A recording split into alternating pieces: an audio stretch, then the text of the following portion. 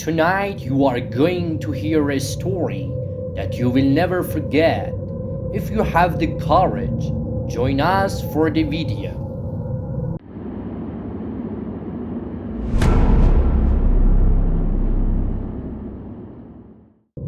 On a late night train home, a woman steps on, but when does she leave? It was one of those late nights. I don't know what I was doing out at that time. I had no fun out there. Loud music, bad food, and everyone talking to everyone except for me. I didn't feel bad for myself though. I was like this all the time. And so I was grabbing some cold snacks from the vending machine despite it being extremely cold above ground. There was something about the subway that made it warmer. Too warm sometimes. There was only one other person on the platform. A guy carrying a brown bag stained with oil across from the tracks. He took out the yellow wrapper, took a huge bite of the sandwich, stuffed 4 or 5 fries in his mouth all at once, and then made eye contact with me. He put the food back in the bag and turned toward the wall before leaving it again, stuffing a bunch of food into his mouth. I could feel the wind of the train coming from the tunnel to my left. One of the last ones of the night was ready to go home. The train operator signaled me to move back away from the platform as it zoomed past me and squeaked to a stop. The door is open. He stepped inside and sat on the seat immediately to the right of the door. It's completely empty. My hand instinctively went for my phone and opened up Instagram. No signal. I went to my downloaded music, scrolled through the same playlist I always listen to and pressed play. There was something about being out so late that I loved. The night by myself and only those who are looking for something stay out and those who have it stay indoors. Unfortunately for me, it hadn't worked out yet, but still there was comfort. I felt it that tube going. Who knows how fast just 7 exists away from my stop. That wouldn't last. At the second stop, a man with who appeared to be his elderly mother in turn through the door on my far left on the next cart. It briefly looked in their direction before switching my attention back to my phone. There was an itch to look like when you see a beautiful girl, but didn't quite appreciate the split-second glance you did. You want to see her again without seeming like a creep. That feeling suddenly took over me, so I rolled my eyes up to see them again when I made eye contact with the older woman as she smiled at her son and briefly looked toward me. The lights blinked about them as it walked slowly toward the connector between the 2 train cars. I quickly turned my gaze down on my playlist, the same 17 songs I've had for years with a few added and others removed every few miles. I turned toward the mom and son again, this time making eye contact with both as inch closer to where I was. They talked and laughed and giggled like 2 drunks getting out of a club. The train beeped and announced the next stop they were in front of me, seemingly unaware of my existence. I could smell the cheap perfume and alcohol coming from both of them. But when the train stopped and the door next to me opened, they said goodbye to each other in a way that clearly told me that they were not mother and son. The man stepped out while she waved like a teenager at him. Doors closed and she simply stood there next to me, an empty train car. I couldn't scroll very much on my short playlist, so I put my phone away and sat there looking at our reflections on the glass windows against the darkness of the tunnel. In between the ads for Jess Lawyer and Jill's orange juice, on either side of the windows across from me, a reflective eye contact, if you will. When the lights would flicker, I could tell that her wrinkles were deeper than I had thought, and even though I was right next to her, I knew that I could not look up. But then she made the first move.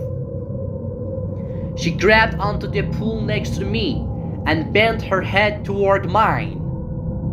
I looked up, seeing her deeply stained yellow teeth darkened in between them as she smiled, her grin almost reaching her ear, low in her nose, large and droop. If this story scares you, like the video and tell us to bring you more story. It was her eyes that got me, deep dark sunken into her face.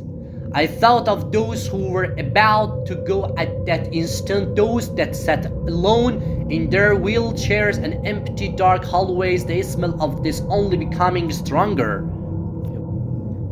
I could feel the chill of her body like frost from where she was standing, and all I could do was watch her through the glass as her head bobbed up and down from the movement of the terrain. Another weirdo, hopefully, I thought to myself as I turned my head toward her. I tried to smile, I really did, but I was so thrown off by how she was positioned in her face, almost blocking my way out, that all I did was roll my eyes and then look down again. Discomfort was not the right word for this. I thought of fear, if that helps. My legs went cold as they became ready to run. I thought of many things at that moment. I could easily attack, push her back, and deny any wrongdoing, maybe self-defense. But she was an elderly woman, maybe losing it. I could scoot the seat away and show that I was scared, but instead I looked around. But pure chance I had the idea to look behind me at the window as my eye caught the sign of the elderly and disabled sitting. So I got it, I stood up and offered my seat. Mind you, there were dozens of seats all over the train, so I found it strange that she wanted that specific one. But as you get older, you start being either picky or with everything or not caring about anything at all, and this lady obviously cared about this seat. I put my hand on the seat to my right and stood up. I looked down at where I was sitting as I extended my hand over the seat I had just left. My hand was still signaling while she kept staring at me with those cold eyes as the train came to a stop. The doors opened and her eyes finally let go of my face when she stepped out, murmuring something to herself before suddenly stopping, turning around and staring right at me. I could see her entire face now, the crooked lips and hair coming out of her nose, her missing teeth, and what looked like hundreds of moles on her neck, dark and bundled up over each other like bubbles or grapes about to burst. I swear that if those doors would have taken another second longer, I would have ran to the next car. Just as I got ready, the doors began to close. She simply stood there looking into my eyes and didn't lose sight of me until the train went back into the tunnels. I was the only person on the train again. 4 more stops to go. It was not uncommon to encounter these types of people on the train, especially at night, and normally they wouldn't creep me out like this. There was something bizarre about the encounter, her behavior, and the way she moved around the train that made me feel very uneasy. Even sitting on the same seat made me feel uncomfortable, so I stood up, went across the aisle, and sat on the opposite side, now facing the door that had just closed. I could now see my own reflection against the glass that separated me from the dark tunnel once again, but the urge to look at the window came over me, and so I looked up. I wanted to see the woman's face against the glass from the outside of the train. I stood up and tumbled back toward the door, my elbow hitting the safety bar hard. I didn't even bother with it at first, so I quickly found my footing. It looked out toward the window again. She was gone. It was late. I thought to myself, I need to get home now. The lights were flickering again as I sat there angry with myself for coming out that night. It could have been at home watching something on TV asleep, maybe trying out the new pizza place everyone was talking about, but no, here. I was somewhere underground speeding along in this piece of metal as my mind started wondering what had just happened. I looked over at the end of the train only for cars dip, but it looked infinite as the reflections died from around me and the lights from the station took over. Doors opened and then shut. 3 more stops remaining. The train did a weird turn at this part of the ride. When it was crowded during the day, everyone except for those with suitcases knew to hold on to dear life around here. But since it was late, and that was the only one, I simply sat there staring at my own reflection between flickers as the train moved and the turn started. The train squeaked as it pushed me forward and rattled. The lights turned off completely and then flickered even more and then came to a complete stop. The train will be starting up in a few seconds. Stand by, I heard the conductor say. I had my phone on my hand as I tried to find a position for me to turn on this screen after hitting the volume button by mistake. Then it finally came on. But then right in front of me, I started seeing the strangest formation floating in the air right by my phone. A string waving in and out in an organized chaos like a looming orchestra. Sound waves in the air, we were exploding into teeny clouds when suddenly I felt the cold air again. Is this person supposed to be haunted by ghosts on the train? Please stay tuned to the end of the video to find out. I turned the screen around so it faced away from me, and with that amount of light I was able to see same dress from earlier. The woman was right in front of me again. I turned the phone toward her face, and I could see her features, the deep grooves in her face, the hill of teeth. And then the train started up again and in front of me was nothing but a reflection on the other side of the train. It was me. My neck was beginning to sweat and I could feel it against the cold air of the train. I looked around it in both directions and stood up briefly to look behind the seats. There was nothing there. The train stopped with no announcement this time. The doors opened for just a second and then closed. 2 more stops. Now I tell you, I had no idea of what was happening to me that night. I hadn't drank anything. I had gotten good sleep. Everything was in order and I had done this trip many times before, but I was tired. That's the one doubt in my mind that I have whenever I relive what happened that night. I thought it would be a good idea to walk around, maybe get some blood flowing to wake me up. Although, again, I was awake, just tired from walking around and waiting in line with my friends earlier. I followed my own advice. I was almost home, so I walked on toward where the 2 cars connect closer to the front this time. The lights flickered a little less there, and I knew there was another person, another human. The other side of that door at the end by the sign and the ad for the lawyer. Do not block. Train conductor only, the sign said. The train was coming to a stop. Then I walked over the door to double check the signs at the station when I saw her. She was standing by the platform on the other side of the tracks. I leaned back, not losing her from my sight, and when I tell you that I saw her rush toward the bus at an inhuman pace. I know few will believe me, but it was so quick. I thought that I was having a stroke or losing it somehow. She made it in those few seconds that the door was open to the car, the last one of the train.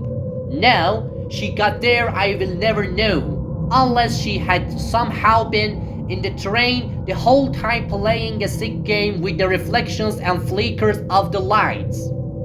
I stood up, she started walking toward me, the lights flickering above her as she got closer to the connector in between the last two train cars.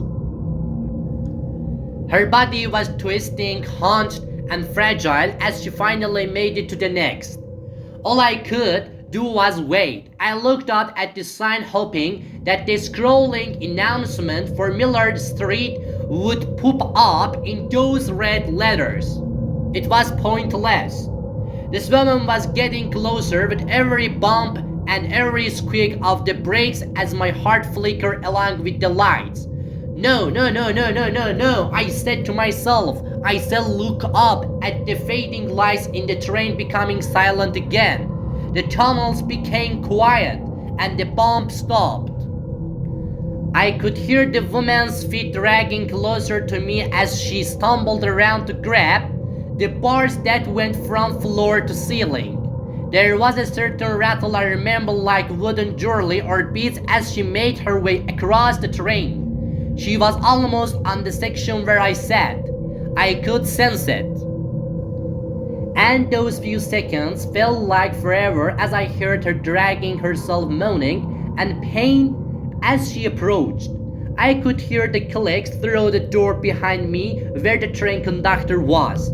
Train is starting back up. Stand by, I hear through the speakers. The train started moving as the lights went back on and the old woman was still there. Her eyes fixated on my face as she moved closer to me, pain and bad intentions on her face. I got distracted for an instant by the scrolling letters behind her and me announcing Millard Street. The train was slowing down as she was approaching, and so I stood up, my back flat against the walls of the train as I inched toward the door ready to leave as soon as I slid open. With the braking of the train, the woman stumbled forward, hitting her face against the seats right by me.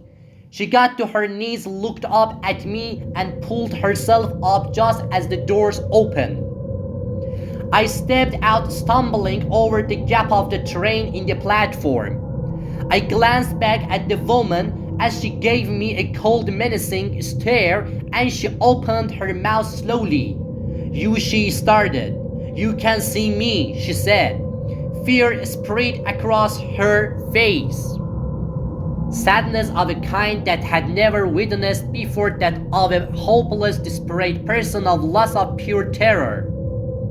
"You can see me," she cried through whispers. "You can see me. You can see me."